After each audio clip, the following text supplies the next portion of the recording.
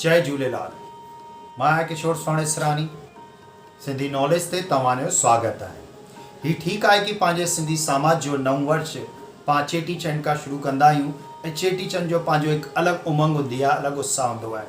न केवल सिंधी संस्कृति बल्कि सिंधी सभ्यता भी हिन सां गॾु जुड़ियल आहे, सिंधी पहनावो हिन सां गॾु जुड़ियल आहे, सिंधी कल्चर सिंधी संस्कृति में पाण जेकी बि भाव ॾिसंदा आहियूं हू पंहिंजो हिन ई खां ई शुरूआति थींदी आहे। लेकिन हिन सां गॾु गॾु इहे बि पंहिंजे सोचण वारी ॻाल्हि आहे कि खाली सिंधी सभ्यता जे अनुसार सिंधी संस्कृति जे अनुसार पंहिंजो चैत्र मास का शुरूआति कान थींदी आहे, बल्कि हिंदू सभ्यता में भी ॾिसूं, हिंदू संस्कृति जे अनुसार भी ॾिसूं त पंहिंजे हिन महीने का ही शुरूआति थींदी आहे। लेकिन छो कि पाण जेतिरा भी कमु कंदा आहियूं या पंहिंजी जनम ॾींहुं मल्हाईंदा आहियूं या पंहिंजे दुकान जा कम कंदा आहियूं, जेकी भी पाण तारीख़ूं पाईंदा आहियूं वो अंग्रेजी कैलेंडर के हिसाब से होंगी है, यानी अंग्रेजी कैलेंडर के ही पाण घुमाए फिराए मञींदा आहियूं। चाहे पाण तिथिन के केतिरो भी मञूं, लेकिन जेको भी अॼु पूरे देश जो कम थिए पियो, चाहे वो सरकारी स्तर ते हुजे, सामाजिक स्तर ते हुजे, हर कोई कम जेको भी थिए पियो वो अंग्रेजी तारीख़नि जे आधार ते थिए पियो। अगर पाण ॿारनि जी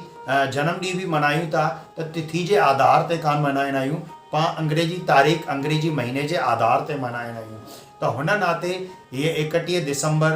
संपन्न थिए पियो 2022 जो, ऐं अॻियां 1 जनवरी खां 2023 नव वर्ष शुरू थिए थो। छोकि पाण सिंधी भाउरनि में हिकु सुहिणी ख़ासियत आहे कि बसि हिकु बहानो खपे गॾिजण जो, मिलण जो, हिक ॿिए सां क़रीब अचण जो, ऐं हीअ ई पाण खे बहानो जेको आहे सिंधी सभ्यता जी पहचान आहे। पोइ छा अंग्रेजी कैलेंडर ही छो न हुजे, अगर 1 वर्ष का पोइ ही 1 जनवरी जो नव वर्ष शुरू थियो आहे त हिन में पाखे भी बराबर भागीदारी वठणी आहे। चाहे पाण के भी रूप में हिन खे मनायूं या न मनायूं, लेकिन अगर पाण शुभकामनाऊं कंहिंखे ॾियूं था त शुभकामनाऊं ॾियण में तो कोई हर्ज कान्हे, पाण के ॾींहं भी शुभकामना ॾेई था सघूं। मां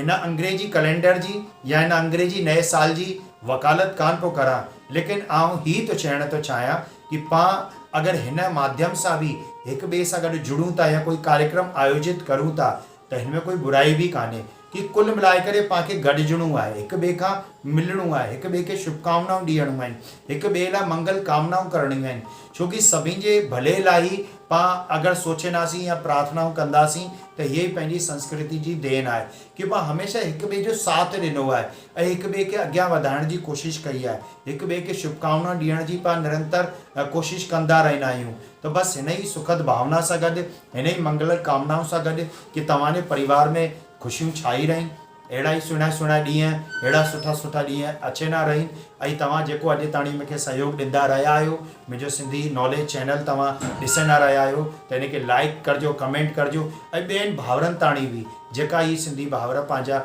अञा ताणी सिंधी नॉलेज चैनल कान ॾिसी पाया आहिनि, हुननि ताणी भी हिनखे शेयर करिजो, सब्सक्राइब कराइजो, ताकि पाण अधिक खां अधिक हिन पंहिंजे भाउरनि ताणी पहुचूं ऐं पंहिंजी सिंधी संस्कृति सिंधी सभ्यता लाइ निरंतर ॻाल्हाईंदा रहियूं। त जुड़ियल रहियो मूंसां गॾु, ठहियल रहियो मूंसां गॾु, ऐं ॾिसंदा रहियो किशोर स्वामी इसरानी सां गॾु सिंधी नॉलेज।